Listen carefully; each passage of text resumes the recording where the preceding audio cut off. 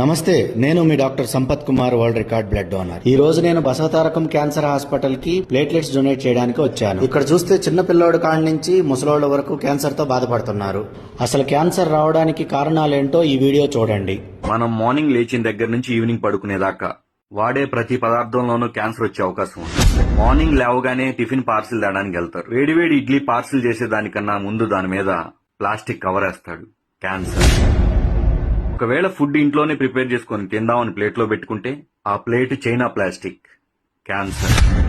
తాగే water bottles, store చేసే water tins రెండు ప్లాస్టికే. క్యాన్సర్.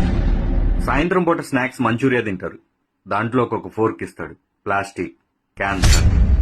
కారాలు, పచ్చళ్ళు, పోపులు ప్లాస్టిక్ డబ్బాలో నిల్వ చేస్తారు. క్యాన్సర్. స్నానం చేయడానికి ప్లాస్టిక్ బకెట్ లో హీటర్ పెడుతున్నారు. వాటరే కాదు, ప్లాస్టిక్ బకెట్ కూడా హీట్ ఎక్కుతుంది. క్యాన్సర్. ఆరోగ్యానికి కొబ్బరి బొండ తాగుతారు, కానీ దాంట్లో ప్లాస్టిక్ స్ట్రా వాడతారు. తలనొప్పని టీ తాగుతారు, కానీ దాన్ని పార్సిల్ ప్లాస్టిక్ కవర్ లో చేస్తారు. పాల ప్యాకెట్స్, పెరుగు ప్యాకెట్స్, ఆఖరికి చిన్న పిల్లలు తాగే పాల డబ్బాతో సహా ప్లాస్టిక్. క్యాన్సర్. వీటన్నిటికన్నా మోస్ట్ డేంజరస్ మార్నింగ్ లేచిన దగ్గర నుంచి ఈవినింగ్ పడుకునేదాకా వాడే మొబైల్ ఫోన్స్. క్యాన్సర్. ఫైనల్లీ 2030 కల్లా ప్రతి ఇంట్లో ఒక క్యాన్సర్ పేషెంట్ ఉండే అవకాశం ఉంది.